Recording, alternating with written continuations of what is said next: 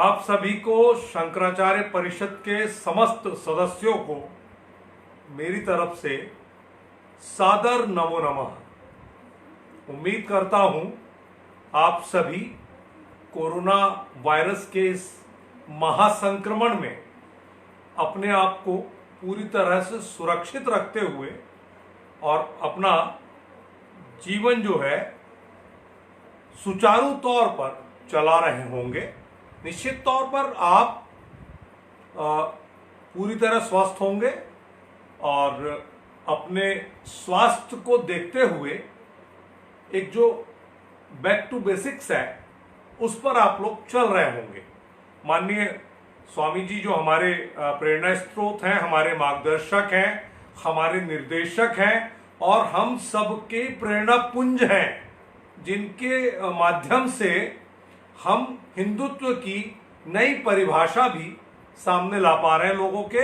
और शंकराचार्य परिषद का ये जो संकल्प है कि शंकराचार्य परिषद ने अपने जो कार्यक्रम हाथ में लिए हैं उन सभी कार्यक्रमों को यदि हम थोड़ा सा भी यदि हम देखेंगे उस निगाह से, उस नजर से, तो पाएंगे कि मूल की ओर वापसी ही इस समय तमाम तरह की विषमताओं से जीतने का मंत्र है। और इस कोरोना ने यह पूरी तरह से बता दिया जो माननीय स्वामी जी की दिव्य दृष्टि में पहले से ही आ गया था। उस पूरी प्रक्रिया को कोरोना की इस आपदा ने, इस महामारी ने सभी लोगों तक पहुंचाया है। तो आज का जो विषय है कि शंकराचार्य परिषद के जितने भी कार्य हैं, जो भी हमारी ध्वजवाहक योजनाएं हैं, उन योजनाओं में ऐसी कौन सी बात है जिसको लेकर हम ये विषय चुन पाए कि कोरोना कोविड-19 से हमारे प्रकल्पों का, हमारे अभियानों का, हमारी ध्वजवाहक योजनाओं का आखिर क्या भूमिका है, क्या रोल है, क्या साम्य है। तो आप देखिए कि ये जो वैदिक सनातन धर्म है, सनातन वैदिक धर्म में हमें ऐसी बातें, संस्कार हैं जो सिखाए गए हैं, उन सभी संस्कारों का वैज्ञानिक आधार रहा है, चिकित्सकीय आधार रहा है। और जब तक हिंदुस्तान ने उस सनातन को पूरी तरह से पकड़ के रखा, तब तक किसी तरह की बड़ी चिकित्सा प्रक्रिया की जरूरत हमारे देश को नहीं पड़ी, बड़े बड़े अस्पतालों की जरूरत नहीं पड़ी। किसी तरह से हमें ये मालूम ही नहीं होता था कि बुखार क्या होता है, ज्वर क्या होता है। स्थितियां ये रही है कि सूर्य को देखकर हमारे बुजुर्गवार बता दिया करते थे कि तापमान कितना है, पारा क्या है, उसकी दिशा और गति देखकर बता देते थे कि बारिश कितने घंटों में होगी। खेत पर पहुंचने के बाद अपने पांव धरते ही बता देते थे कि यहां पानी कितने फीट में निकलने वाला है। तो ये जो पूरी की पूरी प्रक्रिया है, इसको लगातार एक वर्ग विशेष के द्वारा, लगातार ऐसे सनातन के विरोधियों के द्वारा ढकोसला, पोंगापंथ और इस तरह से पाखंड के तौर पर कई बार लगातार वर्षों से, सदियों से प्रसारित किया गया।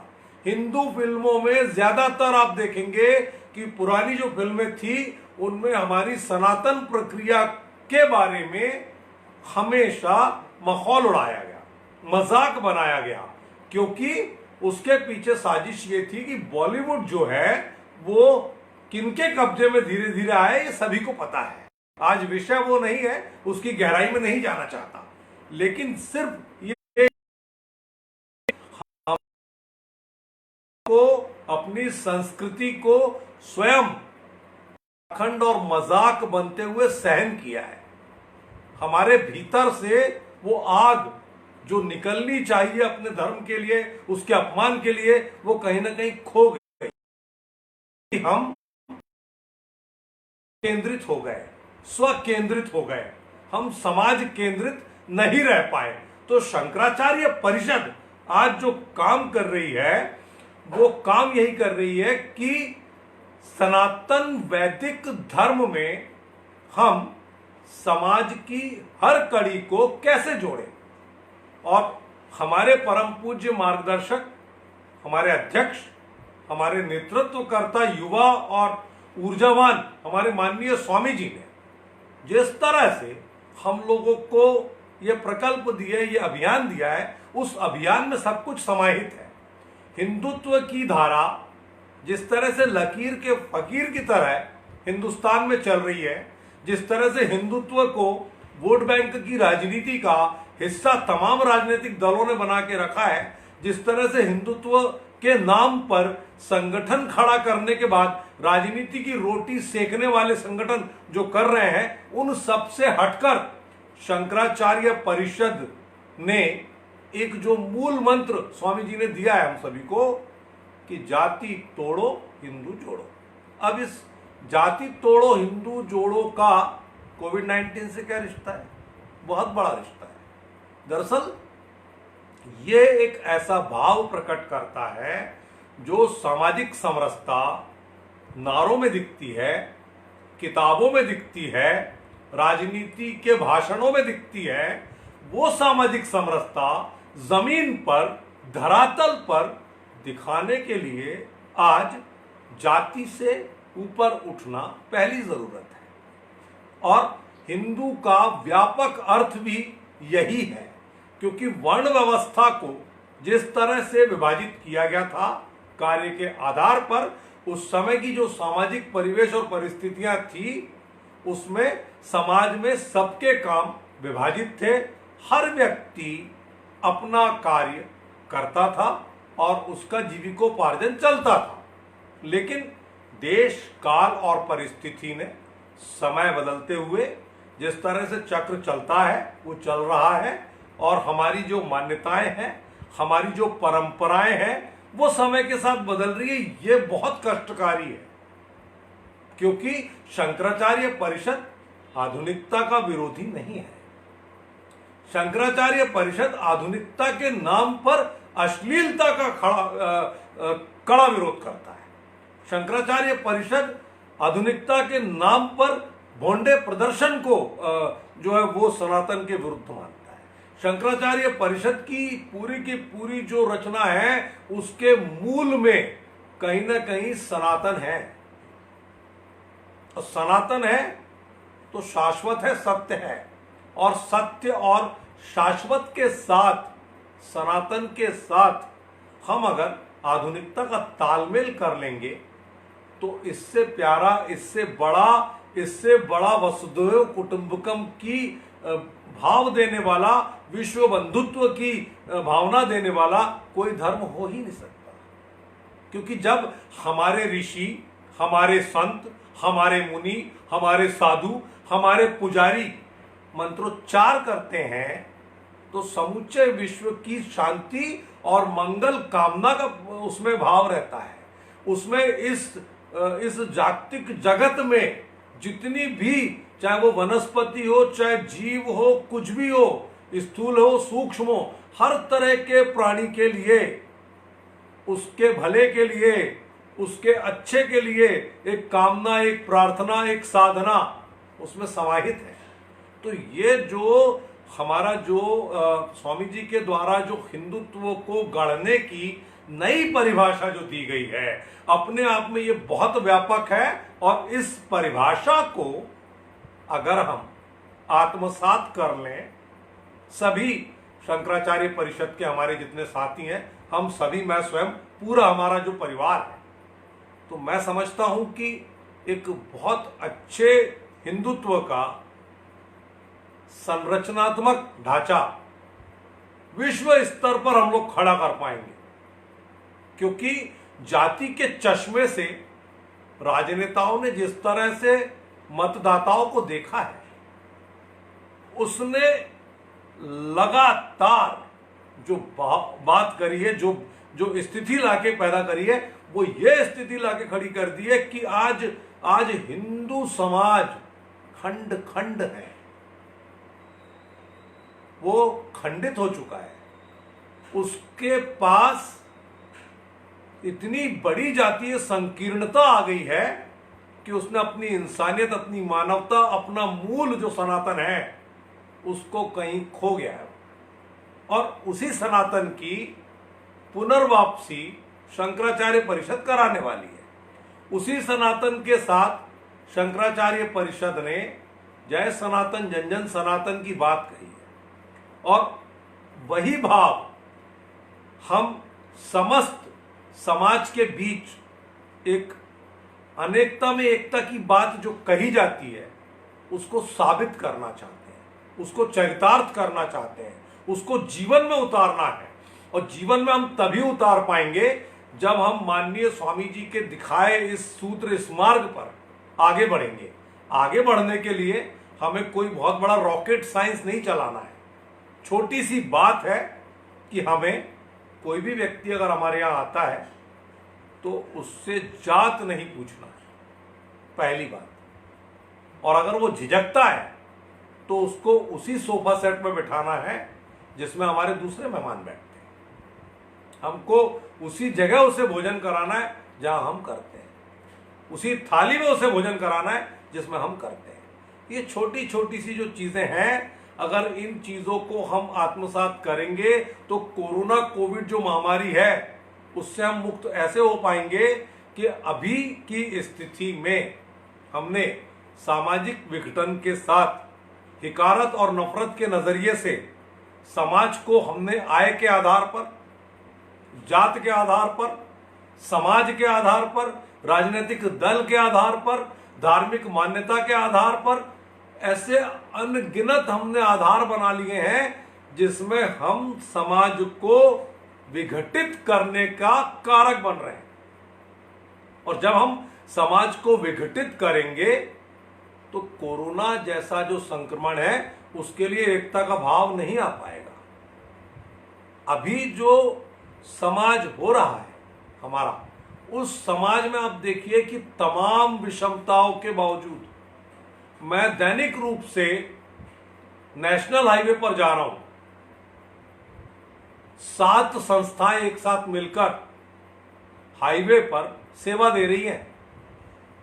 आप सोचिए कि इससे बड़ा उदाहरण क्या होगा कि वहां महाराष्ट्र से आने वाले मुस्लिम रोजगार हम लोगों से पूड़ी, सब्जी, रोटी, पुलाव जो हमारे पास साधन बटने का रहता है लेकर के अपने रोजे खोल रहे हैं। ये भारत की बहुत बड़ी खुशबू है, लेकिन इसको भी चंद लोग खत्म करना चाह रहे हैं। और ये ऐसे चंद लोग हर समाज में बैठे हैं। आप देखिए कि दलित एक अलग वर्ग बना दिया गया, जबकि दलित कोई वर्ग नहीं है, दलित कोई जात नहीं है। दलित एक व्यवस्था का ऐसा अंग है जिसको बुनियादी सुविधाओं का अभाव है, जो कमजोर है, जो आर्थिक तौर पर कमजोर है, जो सामाजिक तौर पर कमजोर है, जो शैक्षणिक तौर पर कमजोर है, जो किसी भी स्तर पर कमजोर है, वो दलित है। लेकिन उसको भी संकीर्ण मानसिकता के साथ सकरा कर दिया गया।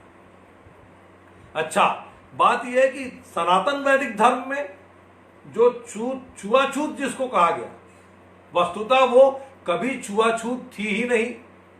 लेकिन हमारे समाज के पैरोकारों ने सदियों से दूसरे समाजों के द्वारा फैलाए जाने वाले इस बात को, इस ढकोसले रूपी उसमें परोसने को, विरोध का बिगुल किसी ने नहीं फूंका।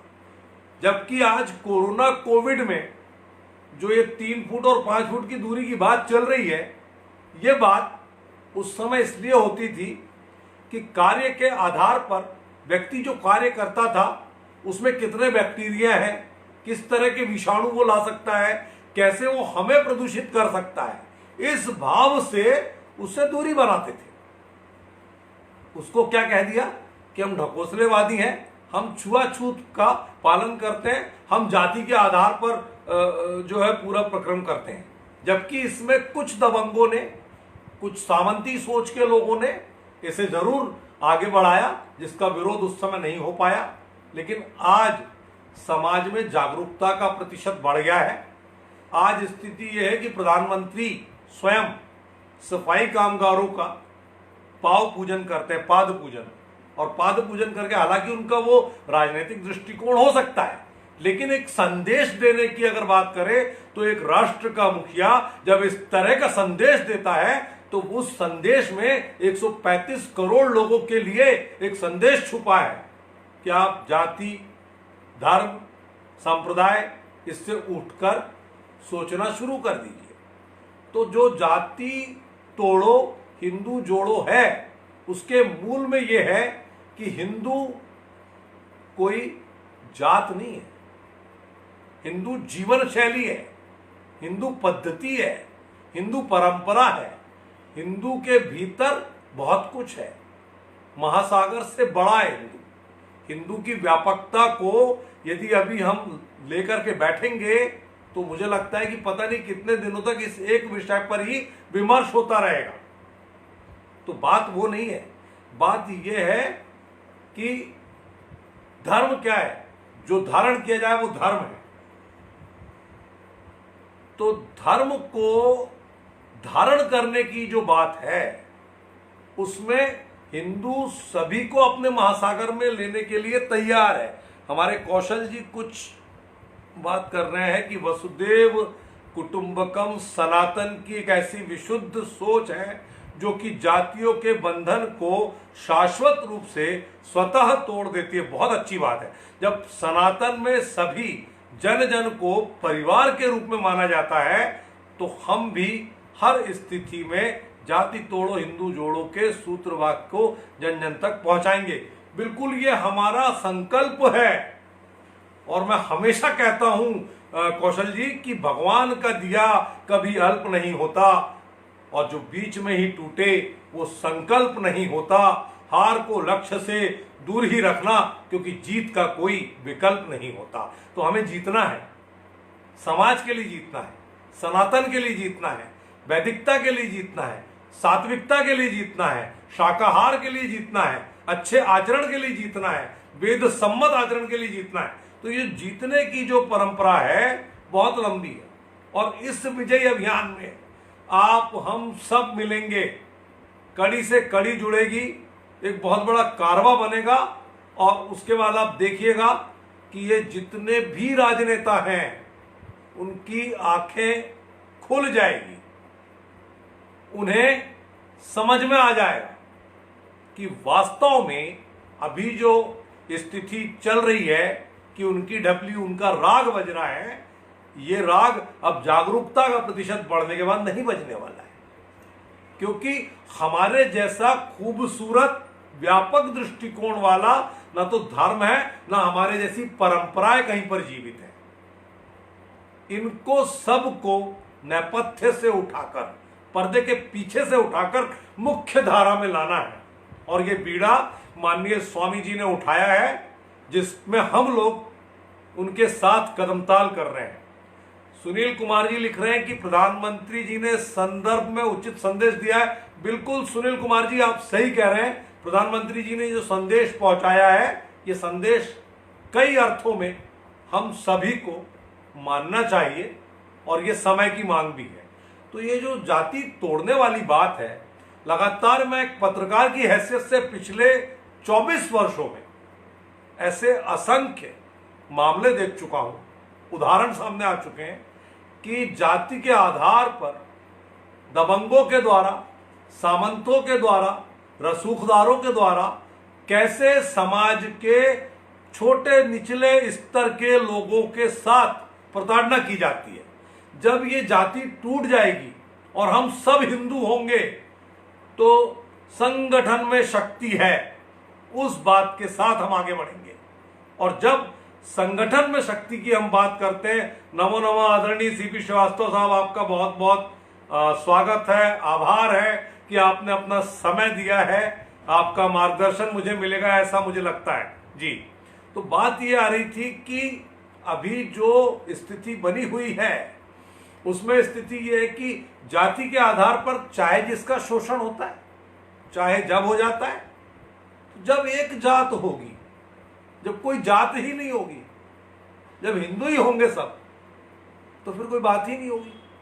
आज 33 कोटि देवता की बात की जाती है, आज जाति के बाद तमाम तरह की उपजातियों की बात की जाती है, गोत्र की बात की जाती है, संप्रदाय की बात की जाती है, पंथ की बात की जाती है। ये सब जो बिखराव है, विखंडन है, इस विखंडन को जी माननीय स्वामी जी कह रहे हैं कि धर्म दूसरे के अधिकार और अपने कर्तव्य का समन्वय है। बहुत अच्छा मार्गदर्शन है आपका। बिल्कुल, धर्म जो है वो दूसरे के अधिकार हैं और हमारे अपने कर्तव्यों का समन्वय है, तो तालमेल है। और हमारी जो संवैधानिक मूल भावना है वह भी ये बताती है कि हम उस हिंदुस्तान में रहते हैं जहां पर सभी जाति, सभी धर्म, सभी संप्रदाय के लोगों को अपने अपने तरीके से अपनी पूजा पद्धति का पालन करने की पूरी स्वतंत्रता, पूरी आजादी दी हुई है। लेकिन इस आजादी, इस स्वतंत्रता की आड़ में जब हम जातीय आधार पर अपनी अपनी लकीर बढ़ाने के लिए लकीर के फकीर बनकर और तमाम तरह की जो हमारी मान्यताएं हैं, जो हमारा सामाजिक आवरण है, जो हमारी मर्यादाएं हैं, जब उनको तोड़ते हैं तो वहां से संघर्ष जन्म लेता है। वहां से कट्टरता से जो है, धर्मांधता से संघर्ष जन्म लेता है।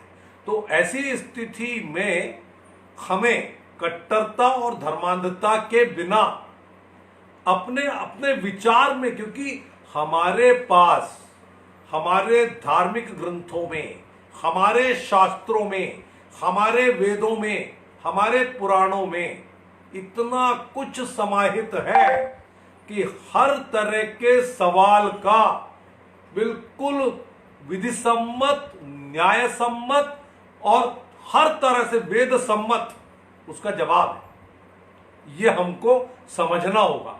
दरअसल हम सब शंकराचार्य परिषद के जितने भी कार्यकर्ता हैं, जो भी हम लोग स्वावलंबी हैं, हम सभी स्वावलंबी कार्यकर्ताओं के लिए हमको अब एक काम ये करना होगा कि धीरे धीरे हम अपने धर्म ग्रंथों का एक एक दो दो पन्ना, एक एक पेज पढ़ना शुरू कर दें, क्योंकि समाज के बीच पहुंचना है।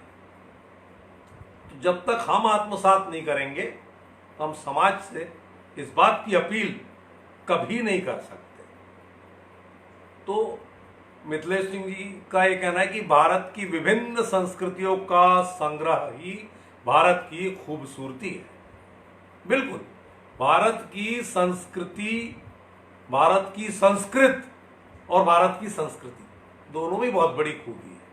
संस्कृत जो है समस्त भाषाओं की जननी है, लेकिन दुर्भाग्य है कि तमिल और दक्षिण के राज्यों से जो निकली भाषा है, अगर उसको छोड़ दिया जाए, वहां की पूजन पद्धति को छोड़ दिया जाए, वहां की परंपरा को छोड़ दिया जाए, तो संस्कृत हिंदुस्तान में सिमट रही है।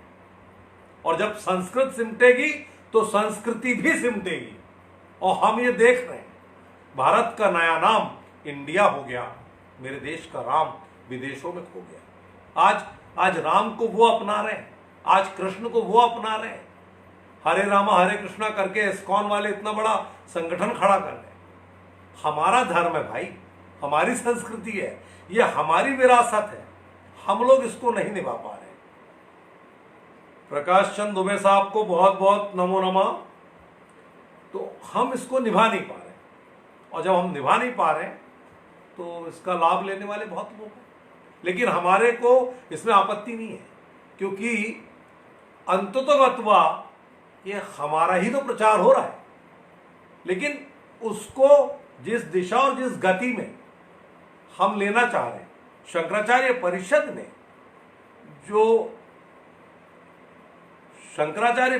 ने जिस तरह से पूरी स्थिति बनाई है और जो एक रचना बनाई है, अगर उस रचना को हकीकत के धरातल पर हम सब ने अपनी निष्ठा, अपने समर्पण, अपने लगन के साथ उतार दिया तो मुझे लगता है कि विश्व स्तर पर हम सनातन का परचम एक दिन लहरा पाएंगे। तो ये जो जाति तोड़ो हिंदू जोड़ो की जो बात थी वो बहुत लंबी हो गई। हाँ, आपका सवाल है कि ईसाई मिशनरियों को कैसे रोका जाए। भाई साहब, दरअसल क्या है कि संगठन में मिथिलेश साहब शक्ति है और एकता जो है वो उसके मूल में है। हमारे साथ सबसे बड़ी समस्या ये है कि हमारा धर्म जितना विस्तृत है, जितना बिखरा हुआ है, जितनी उपजातियों और जातियों और पंथों में बटा हुआ है, जितने देवताओं में बटा हुआ है, उसके हिसाब से उसके मानने वाले हैं, उसके फॉलोअर्स हैं। हम सब जिस दिन सब जाति छोड़कर हिंदू हो जाएंगे तो मुझे लगता है कि ये मिशनरियाँ कहीं लगेगी नहीं।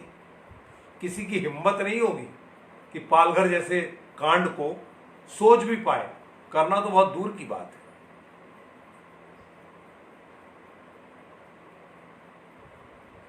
प्यारे देशवासियों, माननीय स्वामी जी का आदेश है कि परिषद की योजना और लक्ष्य के बारे में मैं कुछ अपने विचार रखता हूं।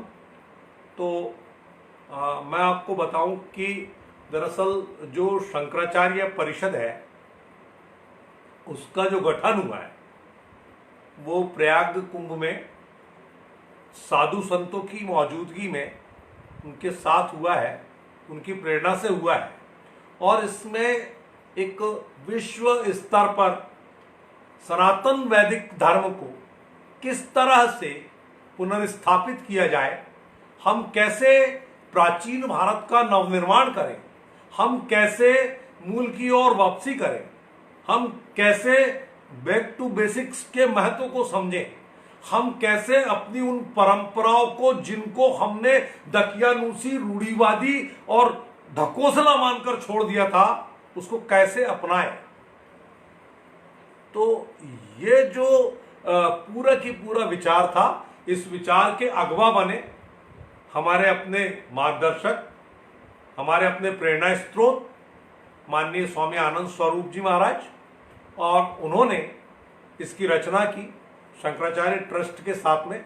शंकराचार्य परिषद एक व्यापक स्तर पर, विश्वव्यापी स्तर पर सार्वजनिक प्रकटीकरण सनातन और वैदिक सनातन धर्म की मान्यताओं का करने के पुनीत उद्देश्य से स्थापित हुआ है। बहुत खुशी की बात है, अल्प समय में हम इसको बीजारोपण के बाद, अंकुरण के बाद एक वट वृक्ष की तौर पर स्थापित होते देख रहे हैं।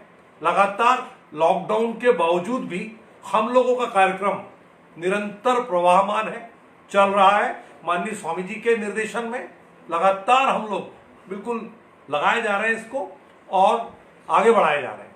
हमने ये सोचा हुआ है कि शंकराचार्य परिषद और शंकराचार्य ट्रस्ट किसी भी स्तर पर पीड़ित मानवता के लिए कभी पीछे नहीं हटेगा। माननीय स्वामी जी ने शांभवी पीठाधीश्वर माननीय स्वामी जी ने शांभवी पीठ से लगातार लॉकडाउन के बीच भी जितने भी दरिद्र नारायण वहां पहुंचे, जितने भी निर्धन वहां पहुंचे, जिस तरह की भी पीड़ित मानवता ने उस देहरी पर दस्तक दी, कोई खाली हाथ नहीं लौटा।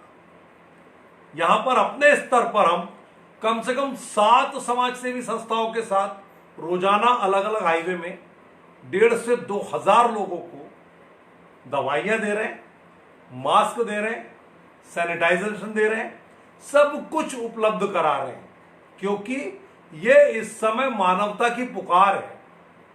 ये हमारे सनातन की सबसे बड़ी खुशबू है कि सेवा।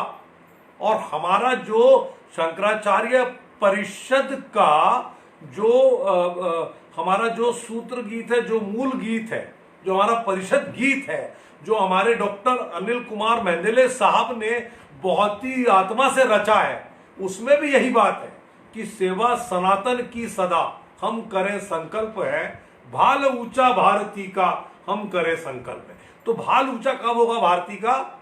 जब इस भारती के जितने लाल हैं इस धरती पर, वो बिना जाति, बिना धर्म, बिना परिस्थिति, बिना हैसियत, बिना आर्थिक हालात देके उनकी मदद के लिए समाज आगे आएगा। आज समाज आगे आ रहा है।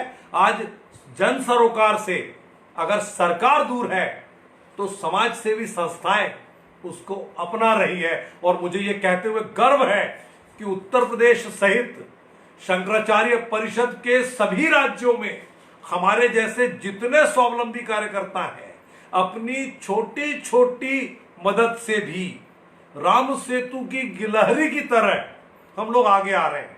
लगातार 24 मार्च से यह सिलसिला चल रहा है, इसमें कोई पीछे नहीं हट रहा है। क्यों? क्योंकि ये समय की मांग है, ये वक्त ऐसा है। तो सनातन धर्म जो है वो यही हमको सिखाता है। मिथिलेश सिंह जी कह रहे हैं कि सर्वप्रथम सनातन धर्म के मार्गदर्शक समाज में पारदर्शिता लाने की आवश्यकता है, तभी सनातन धर्म को संरक्षित किया जा सकता है। अन्यथा व्यासपीठ पर बैठकर ढोंगी कथावाचक अली मौला गाते रहेंगे। देखिए, मैं बताऊं कि इसमें ये बात बिल्कुल ठीक है। दरअसल ये इसी बात को लेकर माननीय स्वामी जी ने जाति तोड़ो हिंदू जोड़ो दिया है।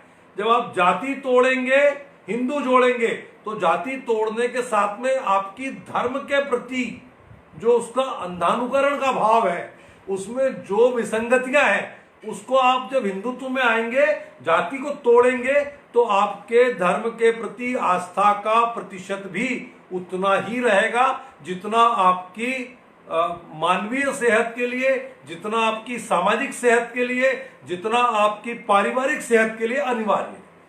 अभी क्या हो रहा है कि हम महाराजों के चक्कर में, इनके चक्कर में पढ़ करके और अंधानुकरण करने लगते हैं। हमें अपने ज्ञान चक्षु खोल कर रखना है। हम अपनी पांचों इंद्रियों का पूरा प्रयोग करके ही आगे बढ़े। तो ये जो स्थिति है सिंह साहब, ये नहीं आने वाली है, आप निश्चिंत रहिएगा। क्योंकि अभी हम पूरे मनोयोग से अगर जाति तोड़ो हिंदू जोड़ो को आगे बढ़ाएंगे तो मेरा ये पूर्ण विश्वास है कि ऐसी स्थिति बिल्कुल भी नहीं आएगी कि अलग अलग धाराओं में हम बहेंगे। क्योंकि मैंने कहा कि हमारे संविधान में इस बात की पूरी छूट है कि हम अपने धर्म, अपने संप्रदाय, अपने मान्यताओं के अनुसार अपने आराध्य का, अपने देवताओं का पूजन कर सकते हैं। लेकिन यहां बात पूजन की नहीं है। यहां माननीय स्वामी जी ने कहा कि हिंदू, आप हिंदू को संकीर्णता में क्यों ला रहे हैं? हिंदू इतना छोटा नहीं हो सकता है कि उसको आप जाति में बांट दें। क्योंकि हिंदू जीवन शैली है, उस जीवन शैली में कई तरह के धर्म समाहित हो सकते हैं। सर्वधर्म समभाव हमारा मूल है और इसी मूल को आगे बढ़ाना है। अब आप देखिए, मेरा आज चूंकि विवेचन ये लंबा हो गया है एक विषय पर, अब मैं दूसरे मुद्दे पर आ रहा हूं कि एक ध्वजवाहक योजना और दी गई है कि देखिए, संविधान संशोधन की जो बात है उसमें जहां तक मेरा मानना है कि सामाजिक जन जागृति से जब संगठन खड़ा होता है और उसके पास इतना बहुमत हो जाता है कि सत्ता प्रतिष्ठान संगठन के दरवाजे पर आकर पूछें कि भाई अब आपके लिए हम क्या करें, वो ताकत हमें लानी है। हमें राजनीति नहीं करनी है। हम पूर्णतः गैर राजनीतिक अराजनैतिक संगठन है। हमारे मूल में वैदिक सनातन धर्म है, तो हम उस धर्म का पालन कर रहे हैं।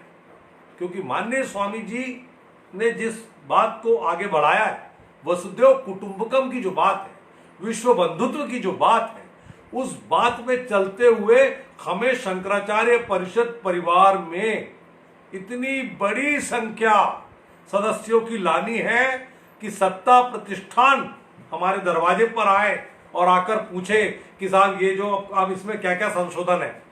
तो हम अपनी कोर टीम के साथ, जैसे संगठन बढ़ेगा, विशेषज्ञ इसमें बढ़ेंगे, तमाम तरह के लोग आएंगे। अभी भी हमारे पास अंतर्राष्ट्रीय स्तर पर अपने अपने क्षेत्र के बड़े बड़े विशेषज्ञ माननीय स्वामी जी के साथ हैं, हमारे साथ हैं, संगठन के साथ हैं, पूरे मनोयोग से हैं। तो यह हमारे लिए कम गर्व की बात नहीं है। लेकिन हम जिस दिन संतुष्ट हो जाएंगे, हमारी प्रगति रुक जाएगी। संगठन निरंतर गढ़ना होता है, क्योंकि संगठन नहीं गढ़ेगा तो हम अच्छे पथ पर नहीं चल पाएंगे। और संगठन गढ़ने के लिए निरंतरता, स्थायित्व और ये तमाम बातों की जरूरत है, स्वावलंबन के साथ। तो ये जो सामाजिक जनजागृति सनातन धर्म का मूल है, तभी सती प्रथा, बाल विवाह खत्म हो पाई। बहुत सही बात है, लेकिन इसको खत्म करने के लिए अगवा बने ना। राजा राम मोहन राय साहब आए, दयानंद सरस्वती साहब आए, तमाम तरह के बड़े बड़े नाम आए। स्वामी विवेकानंद का कोई जोड़ नहीं है, उन्होंने जो दे दिया वो कोई दे नहीं सकता, इतनी छोटी सी उम्र में चले गए। तो ये जो पूरी की पूरी हमारी सनातन संस्कृति है, उस सनातन संस्कृति के ध्वजवाहक बनकर हमको अब यह ध्यान रखना है कि संगठन कैसे बढ़े, कैसे द्विगुणित हो, कैसे बहुगुणित हो और कैसे बहुमत पर आए। क्योंकि अभी हमने देख लिया छदम हिंदुवाद, छदम हिंदुत्व, छदम राष्ट्रवाद, सब तरह का स्वाद हम सियासत में चख रहे हैं। उसके बाद भी अगर अभी हम नहीं जागे तो हमें लगता है कि हमारे लिए पहचान और अस्तित्व का संकट खड़ा हो सकता है। क्योंकि आसुरी शक्तियां, राक्षसी प्रवृत्तियां सर उठा रही हैं। लगातार बहुसंख्यक समाज को टारगेट किया जा रहा है, और उस टारगेट को करने के पीछे इसीलिए हो रहा है कि हम एक नहीं है, हम जातियों में बटे हैं। तो कर्म प्रधान व्यवस्था की जो आप बात कर रहे हैं, बिल्कुल ठीक बात है। कर्म प्रधान व्यवस्था की वकालत हम भी करते हैं, लेकिन इन सब बिंदुओं पर अपनी बात को पूरी तरह से कार्य रूप में परिणित करने के पहले अभी हम अपने आप को शैशव अवस्था का संगठन मानते हैं। इस शैशव अवस्था के संगठन को हम कैसे किशोरावस्था में लाएंगे, कैसे युवावस्था में लाएंगे, कैसे प्रौढ़ावस्था में लाएंगे और कैसे हम उसको वृद्धावस्था में लाएंगे, ये पूरी बात है। परिपक्वता अभी संगठन में नहीं है। क्यों? क्योंकि अभी उसमें समय है। अभी हमें इन बिंदुओं का विचार तो रखना है, उसको दिमाग में भी रखना है, अपने मन में रखना है, लेकिन अभी हमारे जो 4 मुख्य महाप्रकल्प हैं उन पर चलना है। पहला प्रकल्प जाति तोड़ो हिंदू। दूसरा आता है ब्रह्म मुहूर्तम। तो जो ब्रह्म मुहूर्तम है उसके भीतर हमारा स्वास्थ्य का खजाना छुपा हुआ है। क्योंकि जिस दिन हम सूर्योदय के पूर्व जाग जाते हैं, उस दिन पूरा दिन तरोताजगी में बीतता है। मनोविकार हमारे नहीं होते हैं, हमारे मनोभाव बहुत अच्छे रहते हैं। हम एक सनातन के साथ, उस परंपरा के साथ जब हम अपने दिन की शुरुआत करते हैं तो उसका आनंद ही अलग है। आज आप देखिए कि उसको योगाचार्यों ने तमाम तरह से, आयुर्वेद ने, हमारे दूसरे जितने भी पुरानी प्रक्रिया हुई है, परंपराएं हुई हैं, उनमें सब में ब्रह्म मुहूर्त में उठने की बात है। तो ये भी स्वामी जी ने शुरू में लिया है। और हमेशा स्वामी जी का एक ये हम लोगों से सबसे आग्रह रहता है कि पहले हम स्वयं आत्मसात करें। तो ये जो बात है कि ब्रह्म मुहूर्तम, तो ब्रह्म मुहूर्तम के साथ जब हम उठेंगे तो एक पंथ 4 काज हो सकते हैं। हम स्वयं तो जल्दी उठ के अपने स्वास्थ्य को ठीक रख सकते हैं, दूसरा हम अपने व्यायाम कसरत कर सकते हैं, तीसरा अपने आराध्य को याद कर सकते हैं, चौथा अपने गली मोहल्ले के लोगों को संगठित करके शंकराचार्य परिषद से जोड़ सकते हैं। बूंद बूंद से घड़ा भरेगा, घड़े के बाद फिर वो कब समंदर में तब्दील हो जाता है पता नहीं लगता, बशर्ते कि घड़ा भरने में समर्पण, लगन और पूरी तरह से निष्ठा साथ में रहे। तो ये जो पूरा की पूरा सनातन वैदिक संस्कार है, सनातन वैदिक धर्म है, उसमें अभी जो स्थिति आ गई है, जो विकृति आ गई है, उस विकृति को दरअसल सामाजिक तौर पर हमारे धार्मिक आचरण में आने वाली औपचारिक भाव हावी कर गई चीजों को। हम 2 बार, मुश्किल से 2 बार भी अपने आराध्य के सामने 30 सेकंड के लिए खड़े नहीं हो पा रहे। तो संस्कार हम कहां से देंगे? जब हम संस्कार, परिवार जो है वो संस्कार की पहली पाठशाला है। अगर परिवार की पाठशाला से सनातन वैदिक धर्म का संस्कार निकलेगा तो वो समाज तक जाएगा, और समाज से वो गली मोहल्ले गांव होते हुए राष्ट्र तक जाएगा, और वहां से ब्रह्मांड तक जाएगा। क्योंकि भारत को खोजने के लिए बहुत लोग आए।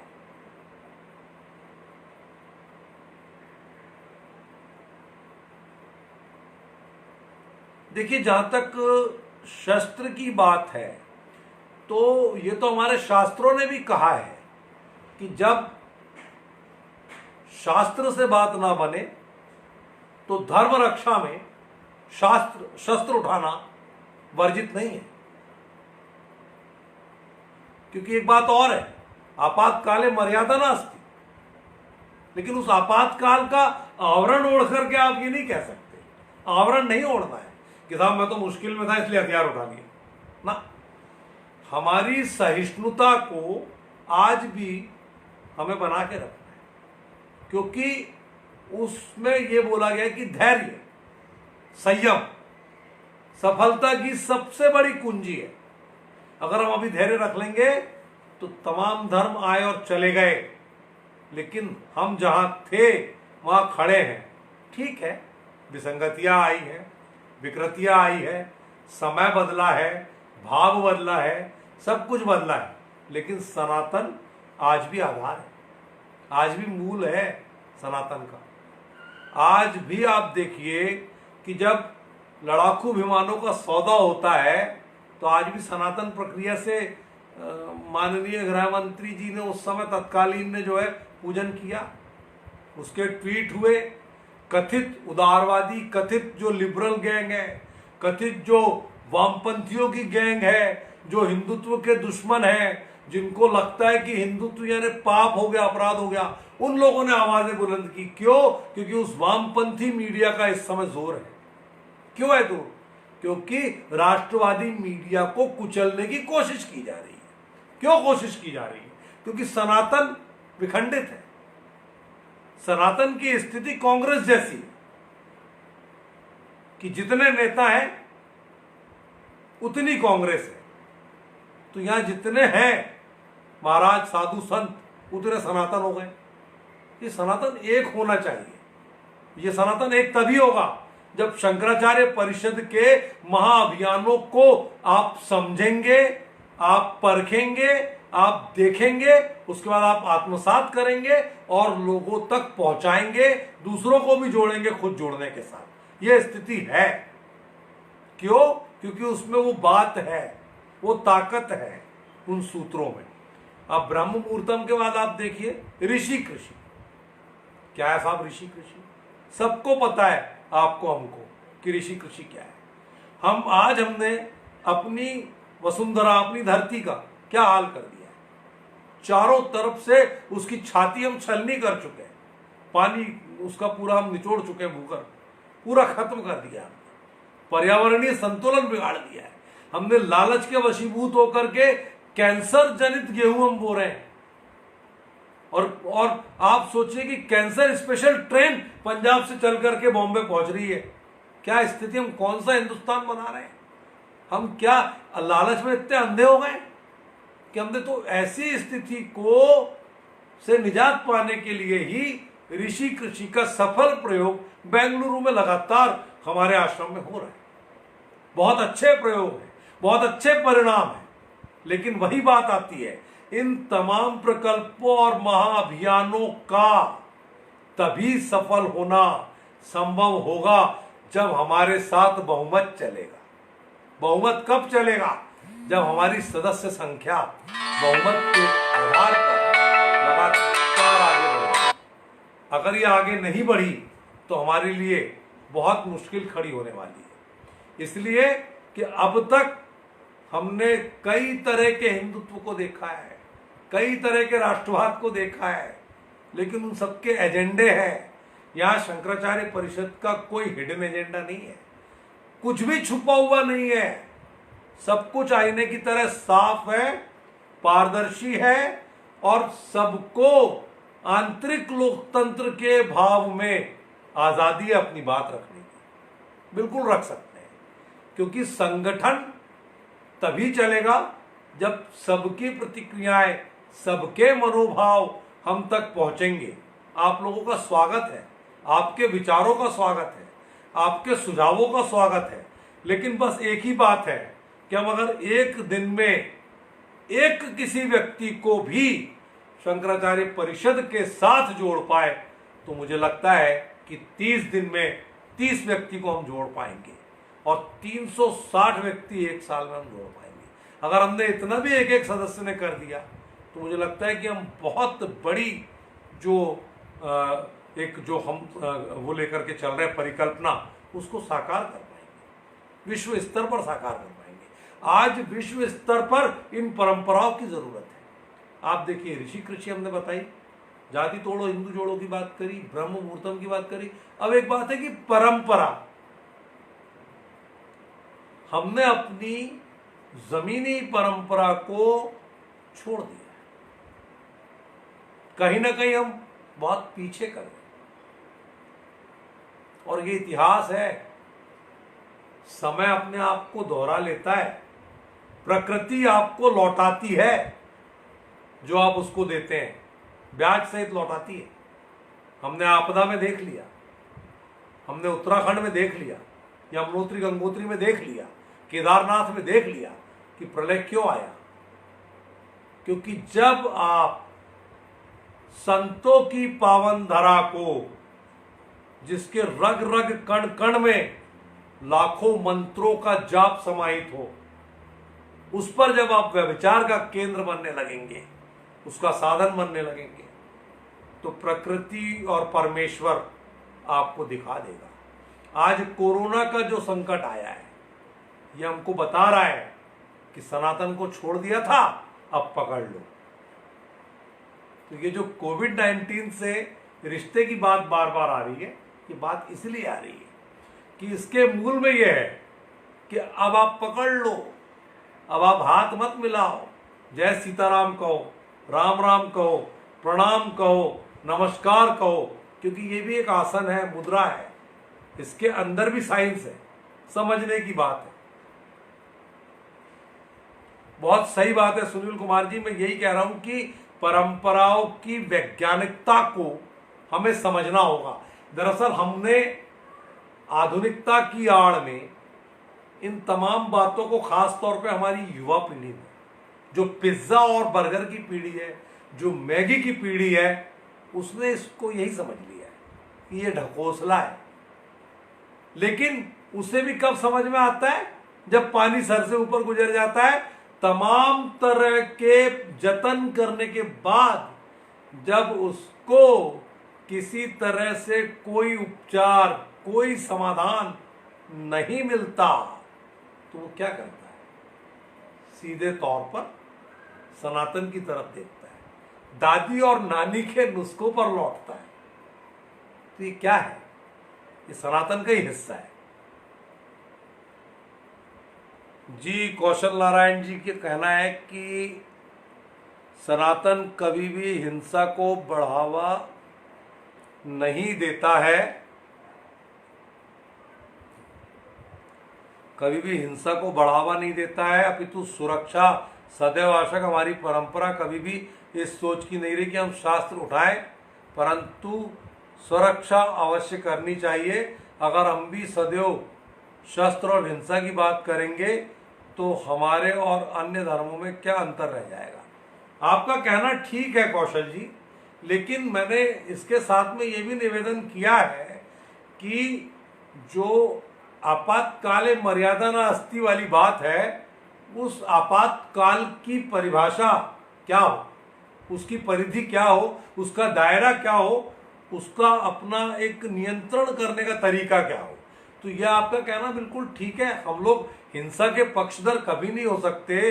जिस धर्म में शाम के बाद, सूर्यास्त के बाद वनस्पति को हाथ लगाना मना हो, फूल तोड़ना मना हो, तुलसी पत्र तोड़ना मना हो, तो वो धर्म किसी हिंसा की वकालत कैसे कर सकता है? बात वो नहीं है।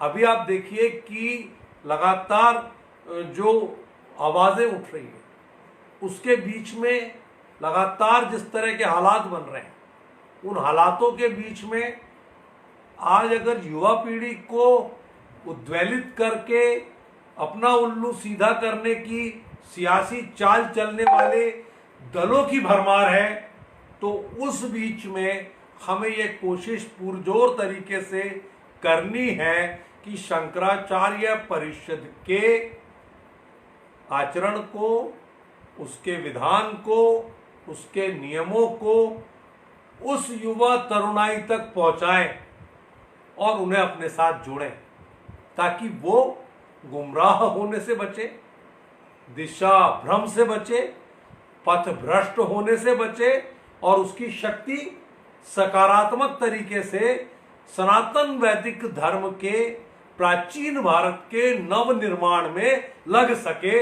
इस बात की चिंता आपको, हमको, सबको है और हम लोग लगातार उस चिंता के तहत अपने आप में आगे बढ़ने के प्रति पूरी तरह से संकल्पित हैं, कटिबद्ध हैं और बढ़ रहे हैं। माननीय स्वामी जी भी अपने स्तर पे लगातार लगे हैं। बस अब यही है कि ये जो परंपरा की मैं बात कर रहा था, तो परंपरा नाम का एक पाठ्यक्रम तैयार हो रहा है, जिसका स्वरूप बहुत जल्दी आपके सामने आएगा। उस परंपरा नाम के पाठ्यक्रम में हर उस बात का जिक्र होगा, उल्लेख होगा, विस्तार से व्याख्या होगी कि अगर कोई बात शास्त्र में लिखी है तो उसके पीछे शास्त्रगत आधार क्या है, तो उसके पीछे वैज्ञानिक आधार क्या है और उसे अपनाना क्यों जरूरी है। यह परंपरा है। आखिर उस परंपरा को हमने छोड़ा क्यों, पहले इस पर जाना होगा। तो हमने जो परंपरा को छोड़ा है, दरअसल हमारी धार्मिक सहिष्णुता का बहुत बड़ा फायदा हमारे कथित धर्माचार्यों ने उठाया। कथित शब्द बोल रहा हूं, सो कॉल्ड, तथा कथित। और दूसरा, उन्होंने उन भोले भाले ग्रामीणों तक अपनी अप्रोच बनाई, पहुंच बनाई, जिनके पास में शिक्षा का स्तर नहीं होने की वजह से मानसिक चेतना उनकी जाग नहीं पाई और उसके अभाव ने इस तरह के पाखंडों को आगे बढ़ा दिया। तो ये जो पाखंड आगे बढ़े, इसने हमारी परंपरा को दकियानूसी, ढकोसलावादी और रूढ़िवादी बना दिया, ऑर्थोडॉक्स जिसको अंग्रेजी में कहते हैं, जबकि हकीकत में उसके साथ ऐसा नहीं है। तो अभी शंकराचार्य परिषद अपने इस चौथे प्रकल्प के साथ लगातार लोगों को इस बात के लिए प्रेरित करने वाली है कि हमारी परंपरा में जितनी भी बातें कही गई है, उन बातों का कौन कौन सा आधार है। और शंकराचार्य परिषद स्वागत करता है ऐसे युवाओं का जो उन परंपराओं के बारे में अपनी समझ हम तक पहुंचाएं, क्योंकि हम ये जानना चाहते हैं कि आखिर हमारी सनातन वैदिक धर्म की परंपराओं को लेकर आपके मनोमस्तिष्क में, आपके दिल दिमाग में क्या भरा हुआ है। वो जहर है, अमृत है, भड़काया हुआ है, अच्छा है, बुरा है, उसका निर्णय मत लीजिए।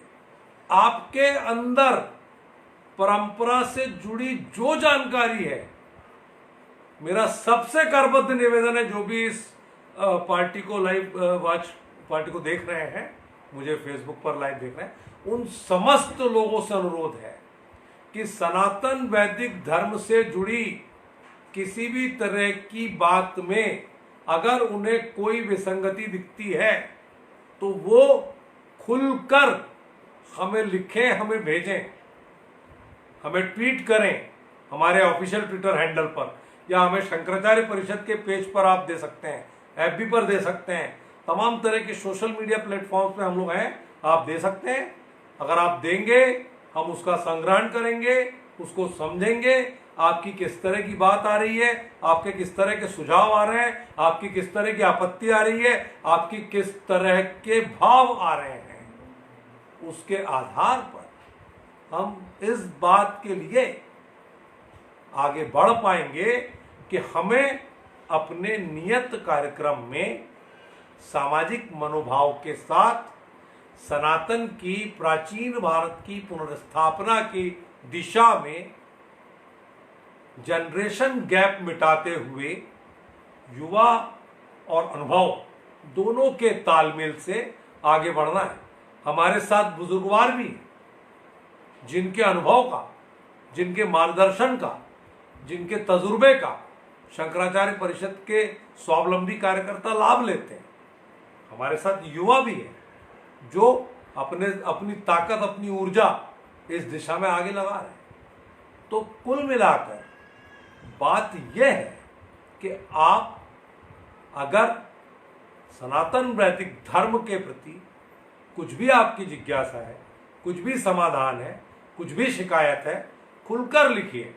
आप लिखेंगे, आप बताएंगे, हमें समझ में आएगा, हम अपने स्तर पर उसका परिमार्जन करेंगे, अपने स्तर पर संशोधन करेंगे, अपने स्तर पर उसका विस्तार करेंगे, अपने स्तर पर हम सनातन वैदिक धर्म की प्राचीन जो वैदिक हमारा जो संस्कार था उसकी आधुनिक भारत में नए सिरे से स्थापना के लिए संकल्पित है। उसमें आपके भी विचार इसलिए अनुकरणीय और इसलिए स्वागत योग्य हैं क्योंकि आपको हमारे साथ चलना है, हमको आपके साथ चलना है, और जब दोनों को साथ चलना है तो दोनों की बातें एक दूसरे तक पहुंचनी चाहिए, बड़ा और व्यापक नजरिया रख के पहुंचनी चाहिए।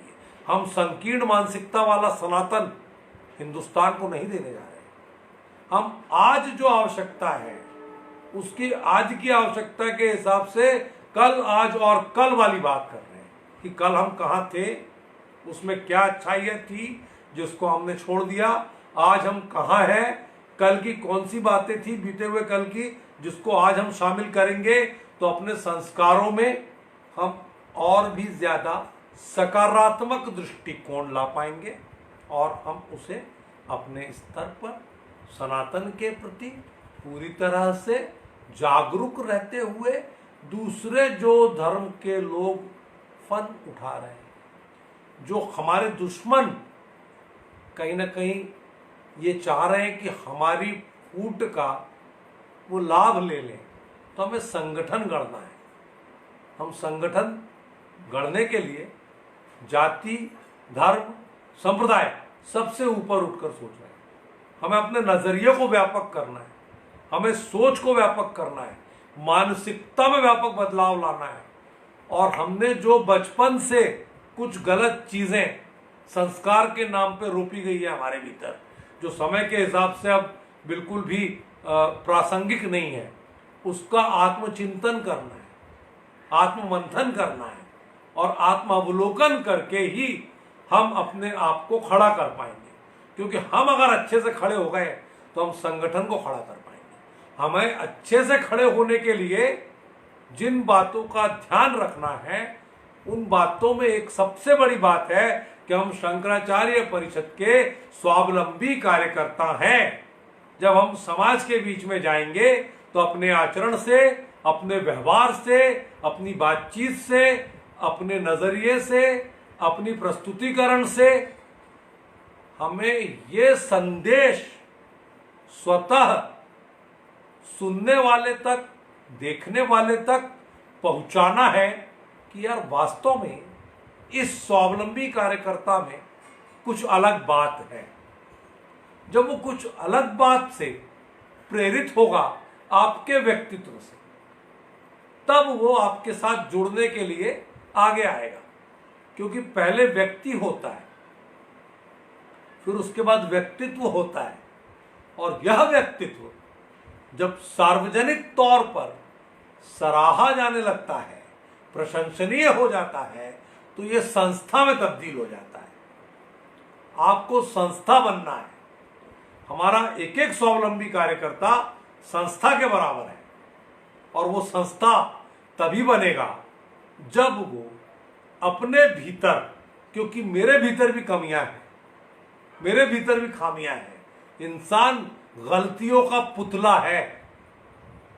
तो अब अगर हम गलतियों के पुतले हैं तो हमें अपनी गलतियां स्वयं महसूस करनी है और उनमें सुधार की गुंजाइश देखनी है। जितना हो सकता है अगर हम सुधरेंगे तो हम आगे बढ़ेंगे। बात यह है, आप लोगों के प्रश्न अगर कुछ हैं तो स्वागत है।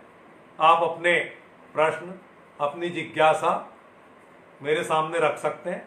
कोशिश करूंगा थोड़ा बहुत जो ज्ञान है उसके आधार पर आप सभी की जिज्ञासाओं का मैं समाधान कर पाऊं, आपको संतुष्ट कर पाऊं। आपके प्रश्नों का स्वागत है। कोरोना कोविड-19 से बचने के लिए सनातन वैदिक धर्म से जुड़ी उन तमाम पुरानी बातों का हम लोग पालन करना शुरू कर देंगे तो ये बीमारी हमारे तक नहीं फटकेगी, क्योंकि ये संक्रमण है। इस संक्रमण को रोकने के लिए इसको एक सुरक्षा कवच की ज़रूरत है। सुरक्षा कवच हम दे पाएंगे अपनी सनातन वैदिक प्रक्रिया से, उस धर्म के अंदर शामिल बिंदुओं से, उसके पालन से। क्योंकि अभी जो माहौल है उस माहौल ने एक बार फिर बता दिया है कि पुरातन और सनातन जो है वो आधुनिक जब फेल होता है, आधुनिकता जब दम तोड़ती है तो सनातन का जन्म होता है, तो सनातन पुनर्जीवित होता है, तो सनातन की अहमियत बढ़ती है, तो सनातन के प्रति भाव जागृत होता है। समझ में आता है कि हम जो है सनातन को लेकर किस तरह से आगे बढ़ पाए थे अब तक, और उसको छोड़कर हमारे साथ क्या नुकसान है। तो ये जो नुकसान और लाभ और हानि का जो पड़ला है, इसको तौलने का वक्त है। अभी आप देखिए आबो हवा जो है वो पूरी तरह से ये बता रही है कि अभी वक्त और लगेगा। ये चौथा लॉकडाउन हो गया है। 31 मई तक अभी हमें घरों में ही रहना है। अब इस समय का हम कैसे सदुपयोग करें ये हमें तय करना। क्या हम 24 घंटे में से 1 घंटा शंकराचार्य परिषद और सनातन वैदिक धर्म के प्रचार प्रसार के लिए दे सकते हैं? क्या हम सोशल मीडिया पर उस प्लेटफॉर्म में आते हुए सनातन वैदिक धर्म को लेकर के अपनी बात लोगों तक, समाज तक, सुधीजनों तक, विद्वज्जनों तक और सनातन के अनुयायियों तक पहुंचा सकते हैं, धर्मावलंबियों तक पहुंचा सकते हैं? तो ये जो पूरी की पूरी ये जो समय है, इसने हमको आत्मचिंतन का पूरा मौका दिया है। इसने हमको आत्मावलोकन का पूरा मौका दिया है। इसने हमको आत्म प्रवंचना से बचने का मौका दिया है। इसने हमको आत्म अनुशासन में रहने का मौका दिया है। क्योंकि परिवार नाम की संस्था के साथ इतना लंबा किसी भी व्यक्ति ने एक छत के नीचे लगातार इतना समय नहीं गुजारा हो जो इस कोरोना कोविड-19 नाम के इस चाइनीज वायरस ने हम लोगों के सामने ला दिया। मुझे लगता है कि आप लोगों का कोई सवाल अब है नहीं, और मुझे अब आज के लिए यहाँ पर विराम लेना चाहिए। उम्मीद करता हूँ कि आप लोगों को मेरा आज का जो वक्तव्य है पसंद आया होगा, और आप आखिरी में बस यही कहूँगा कि सनातन वैदिक धर्म से जुड़े हुए तमाम तरह की जिज्ञासाओं का, प्रश्नों का, तमाम तरह की बातों का, तमाम तरह की विसंगतियों का, तमाम तरह के सवालों का हार्दिक स्वागत शंकराचार्य परिषद करती है। और ये उम्मीद आप सभी देश भर के उन लोगों से जो ये वीडियो देख पा रहे हैं, मेरा ये जो संदेश देख पा रहे हैं, उनसे ये उम्मीद करती है कि सनातन वैदिक धर्म के प्रति आपके जो भी वर्तमान भाव हैं, हमारे साथ आप संयुक्त तौर पर साझा करिए। लॉकडाउन की वजह से हम आप तक नहीं पहुंच पा रहे हैं, लेकिन ये वादा है कि लॉकडाउन खुलने के बाद हम एक एक करके समाज के अंत्योदय तक पहुंचेंगे, अंतिम व्यक्ति के उदय के लिए पहुंचेंगे। क्योंकि ये बीजेपी का अंत्योदय नहीं है, ये शंकराचार्य परिषद का है। इसमें किसी तरह का वोट आपसे नहीं चाहिए। आपसे सिर्फ इसमें एक बात चाहिए कि हमने जो अपने 4 जो हमारी ध्वजवाहक जो योजनाएं हैं, आप उनको समझिए, उनको आत्मसात करिए और एक सच्चा और अच्छा हिंदू आप बनिए। उससे क्या होगा कि अभी जातीय विघटन के नाम पर भाई भाई हम आपस में लड़ रहे हैं, जाति के आधार पर हम लड़ रहे हैं। कहां ले जा रहे हैं हम समाज को? तो उस समाज को एक करने का बीड़ा जो माननीय स्वामी आनंद स्वरूप जी ने उठाया है, हम लोग उसको आगे बढ़ाएंगे। उसमें जितनी भी बातें सामने आ रही है, आपको कोई सुझाव देना है, आपका स्वागत है। हम सभी लोगों को वापस बोलता हूं कि आंतरिक लोकतंत्र की तरह पूरी तरह से पारदर्शी ये पूरा समूह है। एक बड़े ऐसे शंकराचार्य परिषद परिवार की कल्पना है जो वैश्विक स्तर पर इस तरह की व्यवस्था कर पाए कि यदि एक स्वावलंबी कार्यकर्ता को आर्थिक विषमता आ गई, सामाजिक विषमता आ गई, पारिवारिक कोई तकलीफ आ गई, तो विश्व समुदाय का, शंकराचार्य परिषद का जो स्वावलंबी कार्यकर्ता है वो उसकी मदद के लिए खड़ा हो जाए। इस तरह का एक पूरा की पूरा ऐसा बड़ा परिवार जो वसुदेव कुटुंबकम को, विश्व बंधुत्व को जमीनी धरातल देगा।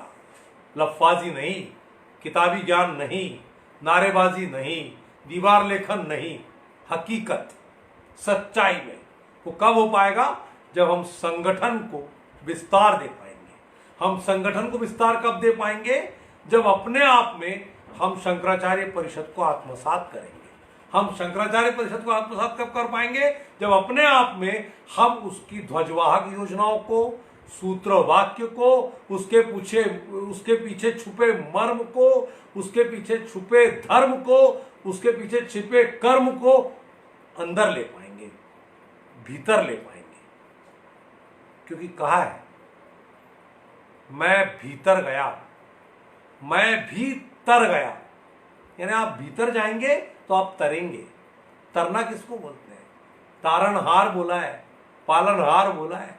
तो ये जो तारने वाली बात है, ये समाज को तारने वाली बात है, ये देश को तारने वाली बात है, ये पूरे समूचे हिंदू समाज को तारने वाली बात है। क्योंकि हमने छोटी छोटी जातियों में बंटकर जिस तरह से हम खंड खंड हो गए, उस खंडित को हमें विविध फूलों की एक माला बनानी है और अपने आराध्य तक रोज पहुंचाना है। हमारा आराध्य कौन है? हमारा आराध्य है सनातन वैदिक धर्म, उसकी परंपराएं, उसका शास्त्र, उसके ग्रंथ और उसकी विधि सम्मत, विज्ञान सम्मत, समाज सम्मत प्रक्रियाएं, जिनको हमने छोड़ दिया था, कोरोना ने वापस ला दिया। तो ये जो कोरोना से जो संबंध है हमारी तमाम तरह की योजनाओं का, वो बहुत गहरा संबंध है। समझना होगा, समझेंगे तो फिर उसको सराहेंगे भी, स्वीकार भी करेंगे और आगे भी बढ़ेंगे। तो अंत में बस यही बात है कि हमारे आराध्य भगवान आदि शंकराचार्य, उनकी स्तुति के साथ मैं अपनी वाणी को विराम दूंगा। सदाशिव समारंभां शंकराचार्य मध्यमाम् अस्मदाचार्य पर्यन्तां वंदे गुरु परंपरा। आदि शंकराचार्य भगवान की जय हो, उनके चरणों में प्रणाम। और माननीय स्वामी आनंद स्वरूप जी को मेरा शत शत प्रणाम। आप सभी कोरोना महामारी के इस दौर में स्वस्थ रहें, मस्त रहें, सतर्क रहें, सावधान रहें और सनातन वैदिक धर्म की परंपराओं के पालन के साथ कोरोना महामारी से खुद को, समाज को, पड़ोसियों को, परिवार को, सबको बचाते चले। जय सनातन, जन जन सनातन।